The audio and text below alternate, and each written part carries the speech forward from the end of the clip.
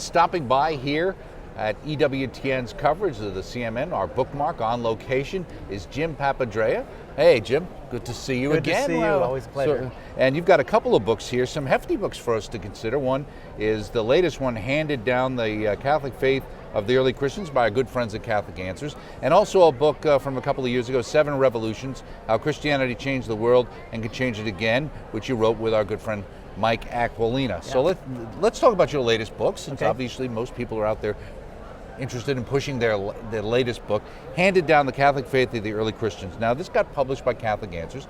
They're publishing more. Did they come to you with this as an idea they wanted? Was this an idea you had all along, or where did the idea for the book come from? Well, actually, they came to me, but I had the book sort of half written in my mind already, and it's a book I had always wanted to write because as a convert, or perhaps a revert to the faith, when I came back to the church, I had been asked to do a lot of speaking on the subject of, what were the questions that I had as a Protestant about Catholicism, what were the stumbling blocks, and what brought me back to the church. And so I had always wanted to write this book, so when Catholic Answers came to me and asked me to write it, I was right on board. I was happy to do it. So for you, I know one of the insights I had with getting to know Marcus Grodi and as becoming good friends over the years and us working together on the start of the Journey Home show was the whole idea of authority and the idea that was a big thing for him as a Protestant minister in understanding the church better. And I see the whole idea of the early church fathers, which you deal with here as well. But let me ask you, somebody might be watching and say, well, I know what the early church looked like. It looked like a non-denominational Protestant church, home church kind of thing where, before these Catholic accretions crept in. No? Well, no, and that of course is the myth that a lot of Protestants are brought up with, and I was taught to assume that as well. And there's a couple of problems with that myth. One of which is the concept of unity, in the sense that if the early church was really just these non-denominational house churches, how did they stay together, and how did they all stay on the same page doctrinally, and how did they postpone splitting as long as they did until the later splits? And so the answer to that is the authority, the hierarchy, the bishops, and ultimately the papacy. And so so that kind of unity became extremely important to me, as I wanted to be a part of something bigger than myself, not just the franchise down the street. Now, you were mentioning that you were out giving talks, and you said this book was in a sense half written. Was that because a lot of the material that you were speaking about and answering questions about are the kinds of material from research you had done to answer those questions for this, or was that part of your conversion process as well? Well, both. I had a lot of the same questions and concerns and misconceptions about Catholicism that many people have today. And one of the things I found is that a lot of Catholics share some of the same misconceptions. And so when I got the chance to write this book, I wanted it to be a book that would be both for Catholics to help them understand their faith, but also for non-Catholics to help them understand the Catholic faith. And I wanted it to be a book that even non-Catholics could read, not be put off by it, but understand the reality of our faith. When we talk about, in a sense, the Catholic faith, the early Christians, what period do you start with? Are you starting with the end of the apostolic age and moving forward, or when do you begin and when do you end? Well, basically, I am starting with what we call the post-apostolic or sub-apostolic age. So the era right after the apostles. I like to call it Christianity, the next generation, right? But the closing of the canon, kind of. Well, that's all part of the process, exactly. And so we're talking about starting really with even the end of the 1st century, 2nd century, 3rd century, and this is the era that I teach in my day job, and so. That was. Well, let me ask you a question for yourself in dealing with this and talking to people, maybe even teaching courses, writing the book. What would you say would be the most common misapprehension Catholics themselves have about the early church, that if they read a book like this or listen to a talk you give would learn, oh, I didn't realize it was really like that? Well, maybe one of the misconceptions would be that there's a sort of prevalent assumption that the early Christians had the New Testament from the beginning, that somehow Jesus handed them the New Testament and then ascended. And of course, the New Testament had to be written by the apostles, and then the church fathers had to decide, which of the documents from the early eras were going to be included in the New Testament. So that before there was ever a New Testament, there was a church. And the church gave us the New Testament, not the other way around. Right, and exactly. that's an important thing to Well, understand. I think one of the things that I finally started to get an idea is that many times when you're reading in the New Testament scriptures, when either Christ is quoting or they're quoting the scriptures, they're quoting the Old Testament. Right. And I think a lot of people read it as if they're somehow quoting the New Testament in the New Testament, kind of a thing. You know what I mean? Right. I mean, the Old Testament as we know it, with all the Catholic books we have, I mean, that was basically the Bible of Jesus and the apostles. Now, let me ask you, of all of the early church fathers, which one did you think impressed you or impacted you the most? Well, that's a hard question to answer, and I get that question all the time, but they all had their contributions, and some of them had really significant contributions. But at the same time, some of the same church fathers that had significant contributions to doctrine and to our understanding of the faith, they were flawed people, and some of them aren't even saints. And so what impresses me about them you mean like them people is like Origen and other people who kind of got some things right, Origen, some things wrong? Novatian, even Augustine got some things right and some things wrong.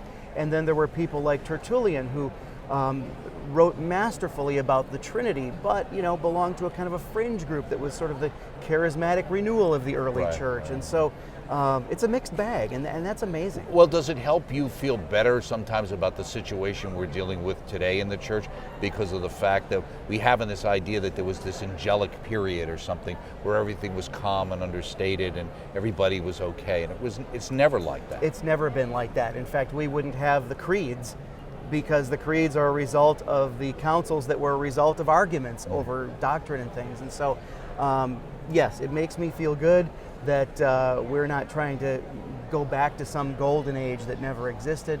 Kind of like primitivism can be. Exactly. On the other hand, the same problems they dealt with are still around. Well, the sins don't change. The sins don't change, the controversies don't change, the heresies don't change, and so studying the early church is extremely relevant for today. Right. I noticed in the appendix in the back, one of the things you included was 7 essentials on which Catholics and Protestants can agree. Why did you decide to put that in the book? Well, I really wanted to end the book on common ground as a foundation for further dialogue. And now that I think about it, I should have titled that 7 essentials on which Catholics and Protestants should agree, because there may be some that we don't agree with all Protestants. Yeah, because again, you're not talking about this unified group in Protestantism. Right.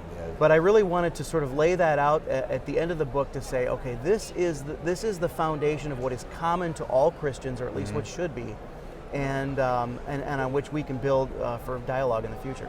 Okay, very good. So that is your newest book, Handed Down: The Catholic Faith of the Early Christians, and that's Catholic Answers. You also have a earlier book, 7 Revolutions: How Christianity Changed the World and Can Change It Again, with our good friend Mike Aquilino, does a lot of co-hosting, of course, and writing books, but with Scott Hahn. So what were the 7 revolutions? Well, the 7 revolutions are 7 ways in which the church changed the way the world thinks about important things. In fact, it changed the world's view on important issues. And the 7 revolutions that we talk about in the book sort of start with the individual and the dignity of the human person, and move outward from there in concentric circles to family, community, the workplace, the religion, government, etc. And the Christian church really changed the Western world's view on these things. And just to use the dignity of the human person as an example, we are so used to the idea of all people being created equal. But before the church came along, that idea would have been absurd in the Greco-Roman context. But people don't get that. They think somehow that's just this, I'll use the word natural law, some instilled humanistic understanding of the world. Right.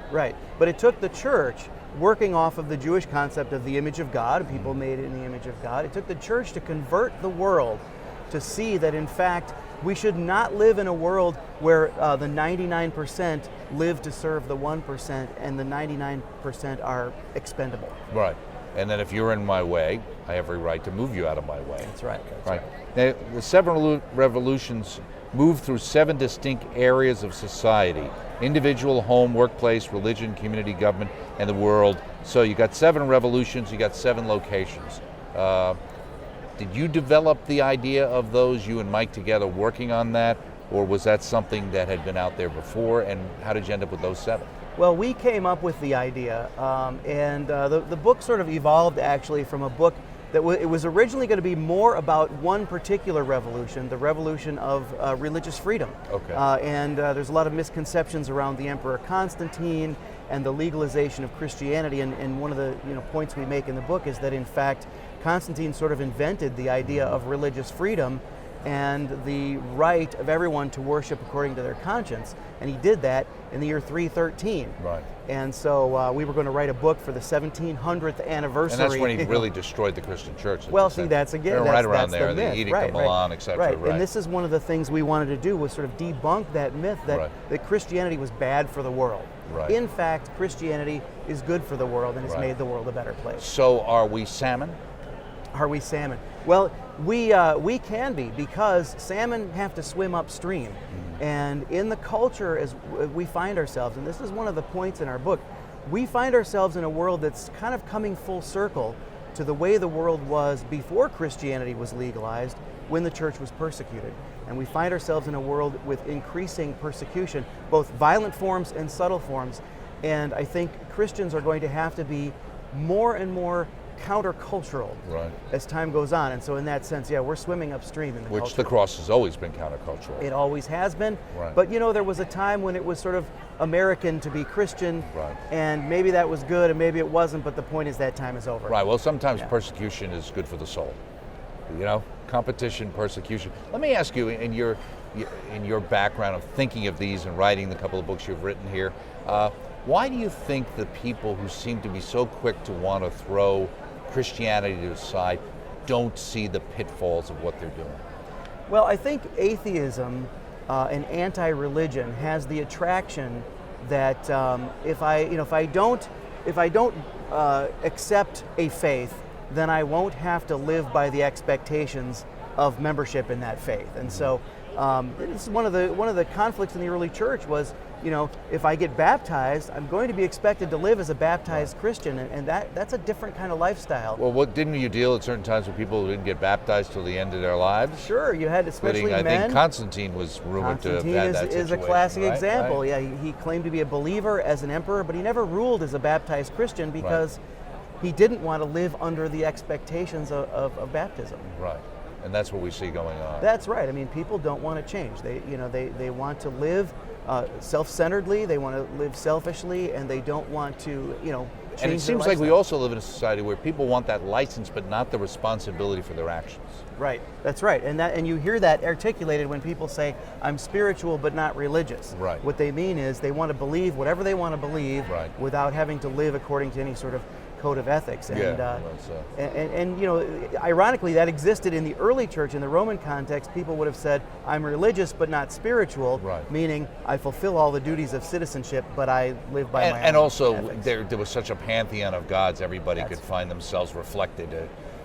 Create God in their own image. Exactly. As some of the, Feuerbach or whoever was known to say. Well, thank you so much, Jim. My pleasure. Thanks for stopping by. Author of 7 Revolutions, How Christianity Changed the World and Can Change It Again, with Mike Aquilina. And the latest one, Handed Down, the Catholic Faith of the Early Christians, published by our good friends at Catholic Answers, both available through the EWTN Religious Catalog, EWTNRC.com.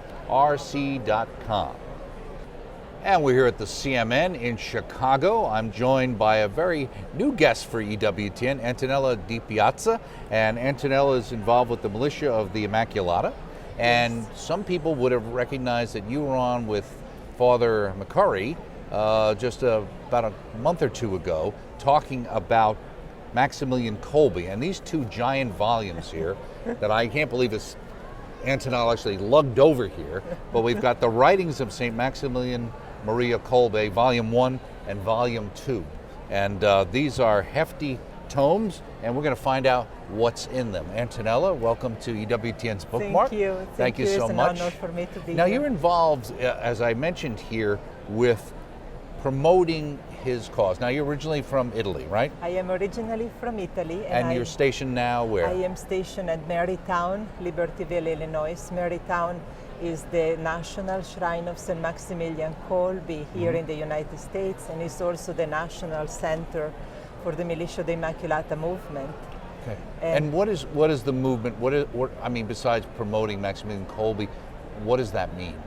Well, St. Maximilian Kolbe, just about 100 years ago, in 1917, when he was a student in Rome, founded with other 6 friars a movement which he called Militia of the Immaculata, aiming to form an association that would be totally consecrated to Our Lady, to become instruments in her hands for carrying out her own mission of bringing Christ into the life of all people. The movement started with 7 of them, but shortly spread out in Poland, in Japan, and throughout the world. It's interesting because obviously we mostly relate to St. Maximilian Kolbe. He's Polish, and what happened to him obviously during World War II. Obviously he was involved with printing and one of the great Catholics involved in media in a lot of ways, and we certainly honor that at EWTN. I didn't really realize myself the Italian connection there. Well, he, as a young friar, he was a brilliant young man, and the Franciscan superiors asked him to go to Rome for his studies, and he studied theology and philosophy, and he had 2 doctorates, one in philosophy, one in theology, during his stay in Rome. That was a very important time in his formation, both as a Franciscan and a missionary in the future, because he opened him to a vision of the universal church. Right. And he, being Polish by birth, he was certainly very Catholic and universal in his outlook. And the movement he founded from the very beginning had this vision of being an instrument for Our Lady, for winning for Christ all souls as soon as possible, through Our Lady, by introducing people to her and her mission as the Mother of Christ, the one given to us by Jesus from the cross, the one who had not only the mission of bringing Christ into the world 2,000 years ago, but who has the mission of carrying that today out, still bringing Christ into the life of every individual. Well, how did you get involved in Maximillian Kolbe? Was this something your family was involved? Is this something that you just became interested in yourself? How did that work? Actually, I was just 9 years old in my parish, and the Father Kolbe missionaries of the Immaculata, the community I now belong to, came to the parish inviting young children to attend an event for boys and girls in the spirit of St. Maximilian Kolbe. And starting at that young age, I made my consecration to Our Lady. Probably I didn't understand much, but Our Lady surely took that little offer seriously. And she introduced me to Jesus and to the beautiful and I'm sure you never thought call, you'd be living here in the United States at the time when you did that certainly either, no. At that time, I was my attention was drawn by the fact that the missionaries had a mission in Argentina, and I believe that was the first sparkle of my vocation to be a consecrated laywoman, a missionary. And the Father Kolbe missionaries are a community born within the movement founded by St. Maximilian Kolbe. And for our audience who are more familiar many times with religious orders, how is it different than being a religious sister per se? Well, under the umbrella of consecrated life, there are the cloister nuns, the religious... Like Mother Angelica, our sisters, right? Exactly. Religious sisters in habit, as we most commonly know. But in the last century, a new form of consecrated life was approved, precisely in 1946 by Pope Pius XII, called the secular institutes, which means institutes of consecrated life called to live within the world. So because the word secular is kind of has a negative connotation, these days, we better express it as saying that we are consecrated lay women. We profess the vows of poverty, chastity, and obedience, perpetual vows. We can live both in community or alone to promote the mission of evangelizing with Our Lady and after her example. Our ideal is that of being in the world the presence of Our Lady. And as you know, Our Lady was a laywoman. She was not the... No, that's a good point. Right. And that's the inspiration at the beginning of our community. The first missionaries were a few members of the movement of St. Maximilian, young adult women. They felt called to be spouses of Jesus and yet to carry out this mission in the spirit of St. Maximilian in the war. It's interesting too, because someone might see something like, say, well, this is designed to promote St. Maximilian Kolbe. But it's really not. It's to promote devotion to Our Lady as expressed by St. Maximilian Kolbe. Exactly, right? and ultimately to lead all souls to Christ. He has it very clear in every writings, both his letters, the articles. His whole vision was that of winning for the Sacred Heart as soon as possible all hearts through the Immaculate Heart of Mary. Well, the writings that are in here in these 2 volumes are pretty enormous here. And now, are they based on letters he wrote to people? Are these some of the publications he put out on his printing press, etc.? What do we mean when we say the writings? Is it all encompassing? Well, actually, these 2 volumes is really the complete collection of his writings. So everything he ever wrote. Everything that is credited with writing. That survived the war even is a miracle in itself. Maximilian lived only 47 years. He died in Auschwitz in 1941. And we can say he was a priest. Where he took another man's place. Exactly. And that man survived. Exactly. And so in the 23 years of his active ministry as a Franciscan priest, he left behind all these wonderful writings. We have in the first volume about 1,000 of his letters, which he addressed to his family member, other friars, lay people that he was engaging in the apostolate, bishops and priests, even the Pope. And in the later years, in the last year of his life, he even had maintained correspondence with German officers. He shows really to request permission to publish even during the time of war. The occupation. But it's very interesting to see how through every means of communication that he had at his disposal, letters or the articles for the magazine, he even began broadcasting. He had a little radio station at Epocalano, then was closed down because of the war. But his approach was always very friendly and yet very direct with everyone. And whether he was talking about business matters, buying paper for the publication or dealing with the civil authorities, you can see the underlining of his mission and his ideal always coming through. And who he was. Who he was. His passionate love for God, for Our Lady, for the Church. Now, were the original language he wrote in usually Polish? Well, Maximilian, or did he write some in Italian? Actually, he wrote in Polish, in Italian, in Latin. Some articles were written in Japanese, a couple in French. That's so this work is actually the first English critical edition of his complete work. And your involvement, who actually went through all this and put it together? Well, who did the editing and the makes translations? How was that done? The collection was a process done over in the 70s. Was that towards his cause? For his cause? Exactly. Also to collect and select his writings and make sure they were original. This work was, the translation in English was spearheaded by the MI International Center in 2013.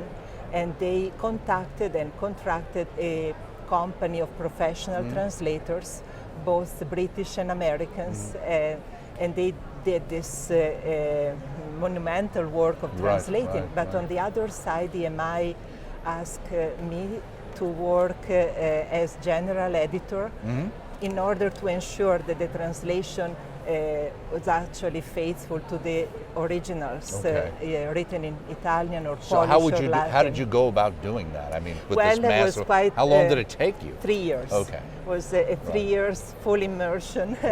But we work in I want to say in a beautiful way. The translators were working on an installment. They would send that installment to me, and I work with an editorial committee composed of lay people and friars, and we would go literally through all the translation, and I would check the Italian, Polish or Latin originals, then my revision, So you're our a polyglot revision, yourself then, you speak well, multiple languages. because I am a missionary, I've Right. been able to be in different Right, countries, right, and the way I see it, Our Lady prepared me for this work. They always do.